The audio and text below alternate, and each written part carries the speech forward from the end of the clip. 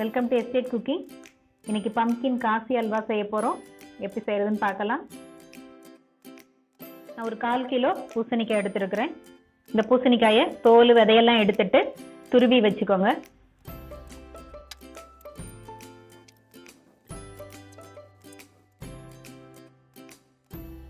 மாதிரி க்ளீன் பண்ணி எடுத்துக்கோங்க.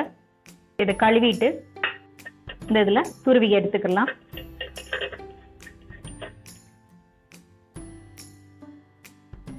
இது மாதிரி எல்லாத்தையும் துருவி எடுத்துக்கோங்க.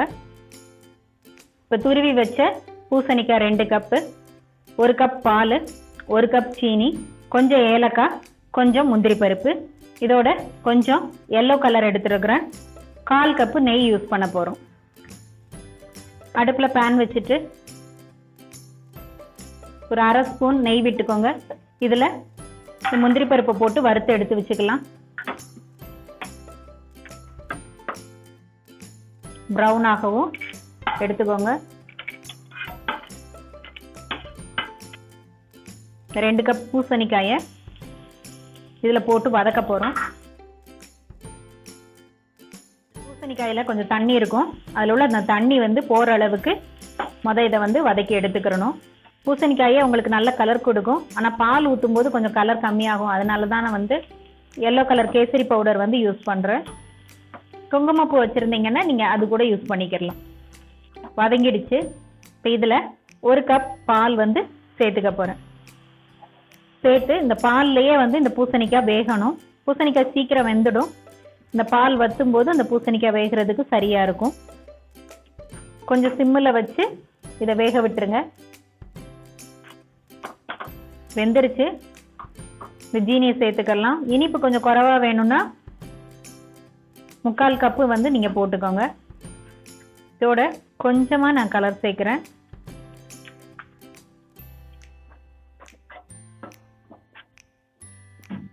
ஜீனி மெல்ட் ஆகி இப்போ வந்ததெல்லாம் இப்போ கட்டியாகணும்.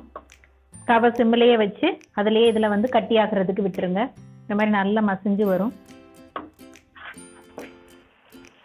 இப்போ இந்த ஜீனி எல்லாம் சுண்டி வரும்போது 1 ஸ்பூன் நெய் சேர்த்துக்கோங்க.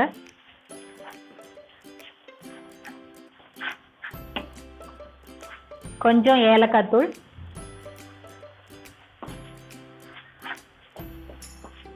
கடைசியா வறுத்து வச்ச முந்திரி பருப்பு.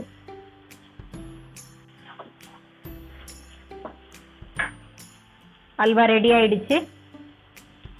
இறக்கிடலாம். நல்ல மணமா இருக்கு. பார்க்கறதுக்கே ரொம்ப அழகா இருக்கும். சாப்பிட்டு பாருங்க. சாப்பிட்றதுக்கும் ரொம்பவே நல்லா இருக்கும். பிளேட்டிங் பண்ணிடலாம். ஏலக்காய் வாசம் நல்ல மணமா இருக்கு. மேலே கொஞ்சம் முந்திரி பருப்பு. பம்ப்கின் காசி அல்வா ரெடி ஆயிருச்சு. செஞ்சு பாருங்க. செஞ்சு சாப்பிட்டு பார்த்துட்டு உங்களுடைய கமெண்ட்ஸ் பாக்ஸில் சொல்லுங்கள். இந்த வீடியோ பிடிச்சிருந்தா ஷேர் பண்ணுங்கள், சப்ஸ்கிரைப் பண்ணுங்கள். நன்றி.